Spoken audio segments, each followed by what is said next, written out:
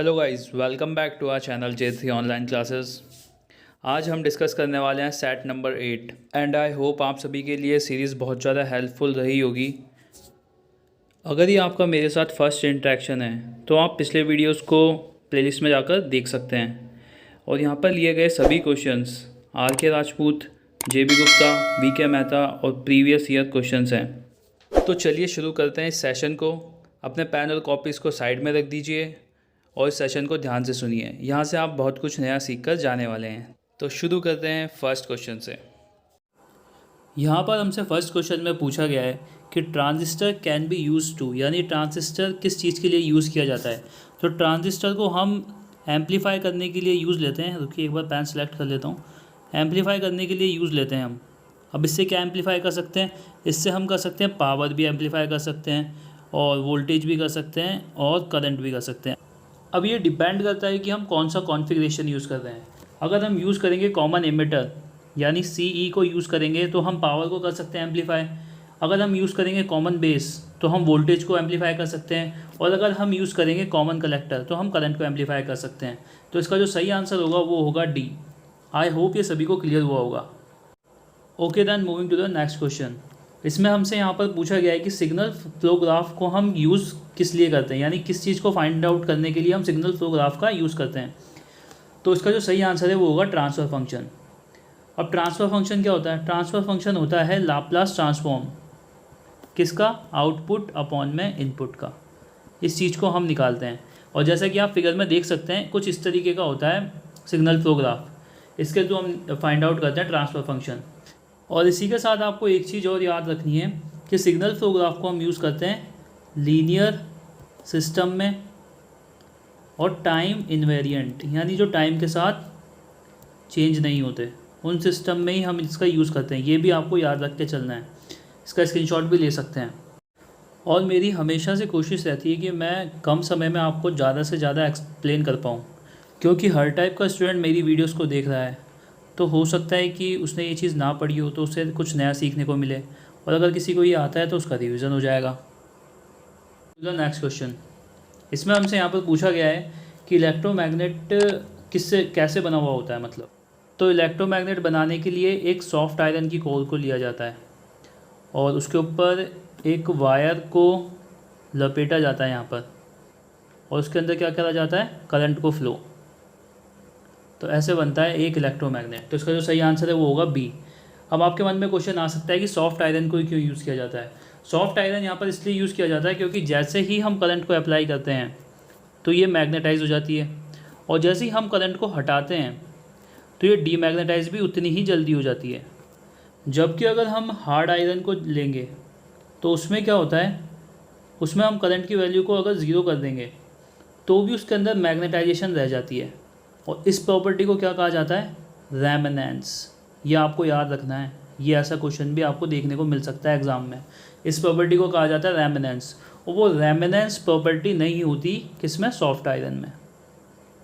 तो इसलिए soft iron का यूज़ किया जाता है। और जैसा कि आप इस फिगर में देख सकते हैं, सॉफ्ट आयरन का जो BH कर्व होता है उसका एरिया होता है कम। किसके केस में? सॉफ्ट आयरन के केस में। तो ये भी आपको याद रखना है। तो इसी तरह आपके एक क्वेश्चन के थ्रू बहुत सारे क्वेश्चंस क्लियर हो जाते हैं, तो इसका आप स्क्रीनशॉट ले लीजिएगा। ओके देन नेक्स्ट क्वेश्चन में हमसे यहाँ पर पूछा गया है कि जो वोल्टेज वेरिएशन होता है कंज्यूमर टर्मिनल पे, वो उसकी रेंज कितनी होती है, कितने तक वो हो सकता है। तो इसका जो सही आंसर है वो होगा ±6% ऑफ द डिक्लेयर्ड वोल्टेज। तो इसका आंसर होगा फर्स्ट। आई होप सभी को क्लियर हुआ होगा। ओके देन नेक्स्ट क्वेश्चन देखते हैं। इसमें हमसे यहाँ पर पूछा गया है कि इलेक्ट्रिक करंट जो सीरीज़ RLC सर्किट में होता है रेजोनेंस के टाइम, वो कितना होता है। मतलब मैक्सिमम होता है, मिनिमम होता है, ज़ीरो होता है या इन्फिनिटी होता है। तो इम्पीडेंस की इक्वेशन क्या होती है? R+ सीरीज़ के केस में J⍵L - 1/में⍵C। अब रेजोनेंस के टाइम पे ये जो इमेजनरी पार्ट होता है ये तो हो जाता है ज़ीरो। तो अब यहाँ पर Z की वैल्यू कितनी बची? यहाँ पर Z की वैल्यू बची सिर्फ R, यानी इस केस में Z की वैल्यू क्या है? मिनिमम। और जब Z की वैल्यू मिनिमम है तो I = क्या होता है? V/Z। और ये जब मिनिमम होगा तो आई की वैल्यू क्या होगी, मैक्सिमम। इसलिए जो इसका सही आंसर है वो होगा ए, मैक्सिमम। तो आई होप सभी को क्लियर हुआ होगा। Moving to the next question. इसमें हमसे यहाँ पर पूछा गया है कि जब ट्रांसफ़र फंक्शन को रिप्रेजेंट करते हैं हम, तो उस टाइम पे उसका जो ऑर्डर होता है सिस्टम का वो हम कैसे निकालते हैं। तो सबसे पहले तो आपको अभी जैसे मैंने आपको बताया था कि ट्रांसफ़र फंक्शन जो होता है वो क्या होता है, लाप्लास ट्रांसफॉर्म होता है। क्योंकि एक बार पेन को चेंज कर देता हूँ। लाप्लास ट्रांसफॉर्म होता है किसका, आउटपुट अपॉन में इनपुट का। ये चीज़ आपको याद रखनी है। तो जैसे मान लीजिए हमारे को ट्रांसफ़र फंक्शन की वैल्यू फॉर एग्ज़ाम्पल गिवन है s² + 5 अपॉन में s² ब्रैकेट s² + 3s + 6। तो अब जब इसकी ऑर्डर निकालेंगे हम इस सिस्टम का, तो वो कैसे निकालेंगे, नीचे जो गिवन है इसके अंदर जो s की जो मैक्सिमम पावर है वो इसका ऑर्डर ऑफ द सिस्टम होगा। तो इसमें मैक्सिमम पावर कितनी है, जब ये s² इस s² के साथ इनटू होगा तो यहाँ पर निकल के आएगी, नीचे पावर निकल के आएगी मैक्सिमम s⁴। तो इसका जो ऑर्डर होगा वो होगा 4। तो इसी तरीके से ऑर्डर निकाला जाता है किसी भी ट्रांसफ़र फंक्शन का। तो इसका जो सही आंसर होगा वो होगा highest power of s in denominator, यानी डिनोमिनेटर के अंदर जो s की हाईएस्ट पावर है उससे हम ऑर्डर ऑफ द सिस्टम निकालते हैं। तो आई होप ये सभी को क्लियर हुआ होगा। और अगर आपको कुछ समझ में आ रहा है और कुछ नया सीखने को मिल रहा है तो प्लीज़ इस वीडियो को लाइक कर दीजिएगा। ओके देन नेक्स्ट क्वेश्चन देखते हैं। इसमें हमसे यहाँ पर बोला गया है कि जब भी गेन हमें 1000 टाइम्स दे रखा हो इन वोल्टेज, तो उसको हम डीबी के अंदर किस तरीके से रिप्रेजेंट करेंगे। तो यहाँ पर हमें इसे सॉल्व करने के लिए लिखना पड़ेगा, जैसे हम वोल्टेज गेन को निकाल रहे हैं किस में, डीबी में। तो इसका जो फॉर्मूला होगा वो होगा 20 log बेस 10 और कितने टाइम्स दे रखा है वो हमें यहाँ पर लिख देना है। अब जब हम इसको आगे सॉल्व करेंगे तो ये हो जाएगा 20 log बेस 10 × 10⁻³ अब जब log की हम वैल्यू को सॉल्व करेंगे तो 3 आगे आ जाएगा, तो आगे मल्टीप्लाई हो जाएगा प्रॉपर्टी के हिसाब से log की। तो इसका जो आंसर होगा वो होगा 60 log बेस 10 × 10। अब इसको जब हम सॉल्व करेंगे तो इसका जो आंसर आएगा वो आएगा 60 dB। तो इसका सही आंसर होगा फर्स्ट 60 dB। आई होप सभी को क्लियर हुआ होगा। तो चलिए नेक्स्ट क्वेश्चन को देखते हैं। इसके अंदर हमसे यहाँ पर बोला गया है कि अगर दो ब्लॉक गिवन हो हमें जिनके गेन है G1s और G2s और ये कैस्केडेड फॉर्म में जुड़े हुए हैं, तो उसमें इसका रिजल्टेंट ट्रांसफ़र फंक्शन क्या होगा। अगर आपको नहीं समझ में आ रहा है तो मैं एक फिगर के थ्रू बनाने की कोशिश करता हूँ। जैसे मान लीजिए ये एक ब्लॉक है, इसके आगे एक कैस्केडेड यानी इसी के आगे एक और दूसरा ब्लॉक लगा हुआ है और इसका गेन हमें गिवन है G1s और इसका गेन हमें गिवन है G2s।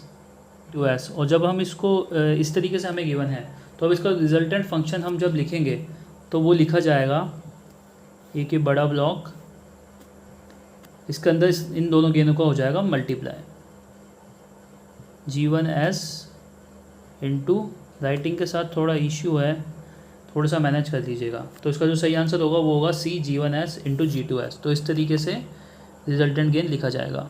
आई होप सभी को क्लियर हुआ होगा। तो चलिए नेक्स्ट क्वेश्चन देखते हैं। इसके अंदर हमसे यहाँ पर पूछा गया है कि जब भी frequency less than resonant frequency होती है तो उस टाइम पे सीरीज़ और पैरेलल सर्किट किस तरीके से बिहेव करते हैं। तो इसको समझने के लिए आपको सबसे पहले तो पता होना चाहिए सीरीज़ के अंदर इम्पीडेंस का फॉर्मूला। वो हम इस तरीके से लिखते हैं R+J ω/L -1/ωc। इस तरीके से हम लिखते हैं Z का फॉर्मूला सीरीज सर्किट के अंदर। और पैरेलल के अंदर हम लिखते हैं, पैरेलल के अंदर हम निकालते हैं एडमिटेंस, तो उसको हम लिखते हैं 1/R+J ω/C 1/ωL। अब इसके अंदर इसमें बोला गया है कि रेजोनेंट फ्रीक्वेंसी से लेस फ्रीक्वेंसी हो, यानी कि हम इसको ग्राफ को कुछ इस तरीके से मानते हैं। जैसे मान लीजिए यहाँ पर ओमेगा की वैल्यू है और यहाँ पर z की है, यानी सीरीज़ को हम कैलकुलेट कर रहे हैं। तो 0 से जब भी स्टार्ट होगा ग्राफ तो ओमेगा की वैल्यू 0 होगी। तो यहाँ पर जो L वाला पार्ट है ये हो जाएगा 0 शुरू में तो, और ये वाला पार्ट होगा इनफाइनाइट। यानी कि शुरू के केस में सीरीज़ के अंदर कैपेसिटिव वाला पार्ट ज़्यादा होगा, तो इसलिए जो सीरीज़ का जो सर्किट होगा वो होगा capacitive less than resonant frequency, और इसका जो ग्राफ बनता है वो कुछ इस तरीके से बनता है। तो ये वाला पार्ट होगा कैपेसिटिव। जबकि हम जब पैरेलल के अंदर एडमिटेंस को देखेंगे तो उसके केस में कौन सा पार्ट 0 हो जाएगा, उसके अंदर ही कैपेसिटिव वाला पार्ट 0 हो जाएगा। तो उसके अंदर बचेगा क्या, ओमेगा एल वाला पार्ट। तो उसके अंदर पैरेलल सर्किट होगा इंडक्टिव, और उसका ग्राफ भी बिल्कुल सेम टू सेम ऐसा ही बनेगा। इसका सही आंसर होगा ए, यानी सीरीज सर्किट होगा कैपेसिटिव और पैरेलल सर्किट होगा इंडक्टिव। आई होप ये सभी को क्लियर हुआ होगा। अगर फिर भी आपके कोई डाउट्स हैं तो आप उन्हें कमेंट सेक्शन में पूछ सकते हैं। चलिए नेक्स्ट क्वेश्चन को देखते हैं। यहाँ पर हमें पूछा गया है कि इनमें से कौन सा मेथड ऑफ वायरिंग है, joint box, T system, loop in system. तो जो टी सिस्टम है उसी को यहाँ पर जॉइंट बॉक्स कहा जाता है। तो ये दोनों तो हो गए हैं सेम, और यहाँ पर लूप इन सिस्टम भी एक तरीके का वायरिंग सिस्टम है। जैसा कि आप इसके अंदर देख सकते हैं कुछ इस तरीके का होता है जॉइंट सिस्टम। इसके अंदर हम वायर्स को जॉइंट रखते हैं। जबकि लूपिंग सिस्टम में क्या होता है कि जहाँ तक हमारा जो, जैसे मान लीजिए लाइटिंग पॉइंट है जिसको भी हम चला रहे हैं, तो वहाँ तक हम वायर को पूरा लेकर जाते हैं। तो इसके अंदर क्या होता है कि केबल्स की रिक्वायरमेंट ज़्यादा होती है लूपिन वाले सिस्टम में, जैसा कि आप इस फिगर के अंदर देख सकते हैं। तो इसका जो सही आंसर होगा वो होगा ए बी सी तीनों। ये तीनों ही वायरिंग के मेथड है, किसके, विथ रेस्पेक्ट टू कनेक्शंस जो लिए जाते हैं। तो इसके रेस्पेक्ट में ये ऐसा क्वेश्चन भी आपसे पूछा जा सकता है, तो ये भी आप ध्यान रखना।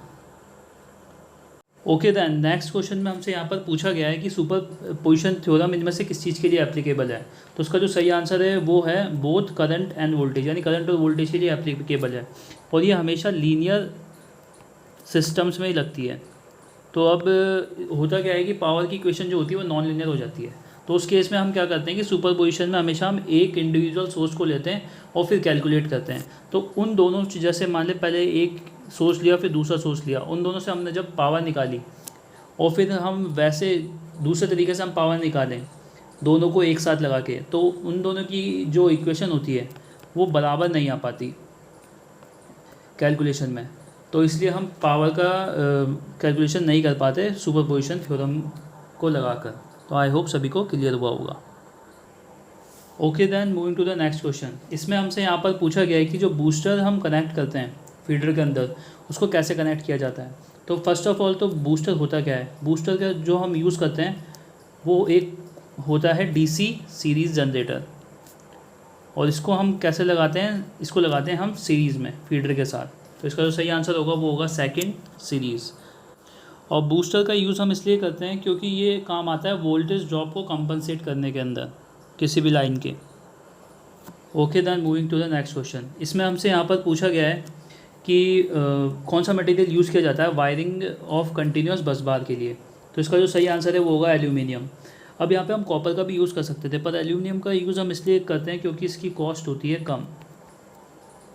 तो इसका जो सही आंसर है वो होगा ए, ओनली ए। आई होप ये सभी को क्लियर हुआ होगा। ओके देन नेक्स्ट क्वेश्चन में हमसे यहाँ पर पूछा गया है कि डीसी जनरेटर के अंदर जब मैक्सिमम पावर डिलीवर होती है तो वो कंडीशन कौन सी होती है। तो जो इसका सही आंसर है वो है ए, बैक ईएमएफ जब सप्लाई वोल्टेज से आधा होता है। अब ये एक डेरिवेशन के थ्रू निकल के आती है, वो मैं आपको आगे आने वाले सेशन के अंदर डिराइव करके बता दूंगा। पर आपको इसी के साथ एक चीज़ और याद रखनी है कि जब ये मैक्सिमम पावर डिलीवर कर रहा होता है उस टाइम पे इसकी जो एफिशिएंसी होती है वो होती है 50%। तो ये भी आपको याद रखना है, ये भी आपसे पूछ सकता है।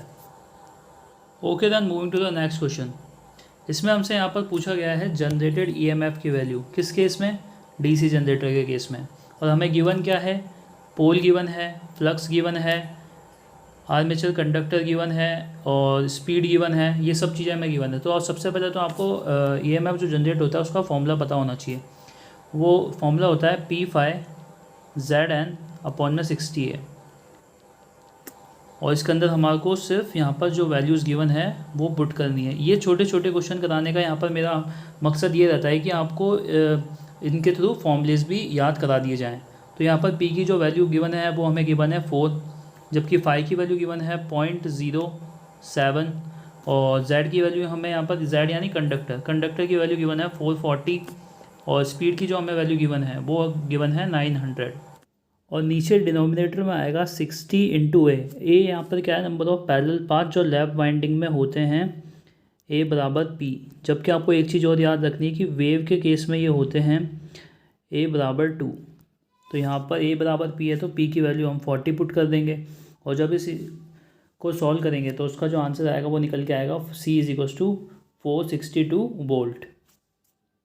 आई होप सभी को क्लियर हुआ होगा। ओके देन नेक्स्ट क्वेश्चन में हमसे यहाँ पर पूछा गया है कि पी टाइप एक्सटेंसिव कंडक्टर के केस में फर्मी लेवल कहाँ पर लाई करता है। तो इसको आपको इस तरीके से याद करके चलना है। जैसे मान लीजिए कंडक्शन बैंड है, ये वैलेंस बैंड है, ये वैलेंस बैंड, ये कंडक्शन बैंड। तो पी टाइप के केस में जो फर्मी लेवल होता है वो वैलेंस बैंड के पास में होता है, जबकि एन टाइप का अगर आपके पास आ जाए तो उसके केस में कंडक्शन बैंड के पास में होता है। यानी इंटेंसिक सेमीकंडक्टर को देखेंगे तो वो इन दोनों के बीच में लाई करता है हमेशा। तो इस ट्रिक से आपको ये चीज़ याद रहेगी। अब इसके पीछे का कारण क्या है? इसके पीछे का कारण ये है कि वैलेंस बैंड के अंदर इंटेंसिक कंडक्टर के केस में इलेक्ट्रॉन से भरा हुआ होता है और जैसे ही हम पी टाइप की इम्प्योरिटीज़ के अंदर ऐड करते हैं तो उसके अंदर होते हैं एक्सेप्टर एटम्स और वो एक्सेप्टर एटम्स इसको एब्जॉर्ब कर लेते हैं इसके इलेक्ट्रॉन्स को। तो इसका लेवल 50% से भी कम पे डिक्रीज़ हो जाता है। तो इसलिए जो इसका फर्मी लेवल, एनर्जी लेवल होता है वो वैलेंस बैंड के पास में होता है। तो आई होप ये सभी को क्लियर हुआ होगा। फिर भी अगर आपके कोई डाउट्स है तो आप कमेंट सेक्शन में पूछ लीजिएगा। Okay then moving to the next question. इसमें हमसे यहाँ पर पूछा गया है कि average voltage output full wave rectifier में कितना होगा। तो उसका जो सही आंसर है वो है 2Vm/π। इसके अलावा आपसे और भी क्वेश्चन पूछ सकता है। जैसे यहाँ पर आप एक टेबल के थ्रू याद रखना, हाफ वेव रेक्टिफायर, यहाँ पर लिखेंगे फुल वेव रेक्टिफायर। तो इसके अंदर जो वी एवरेज होगा वो यहाँ पर होगा Vm/π, जबकि इसके अंदर होता है 2Vm/π। इसके अलावा आपको एक वैल्यू और याद रखनी है यहाँ पर RMS वाली, वो भी आपसे पूछ सकता है। जैसे मान लीजिए यहाँ पर VRMS हम निकालेंगे तो ये होगा Vm/2, जबकि फुल वेव रेक्टिफायर में ये आएगा Vm/√2।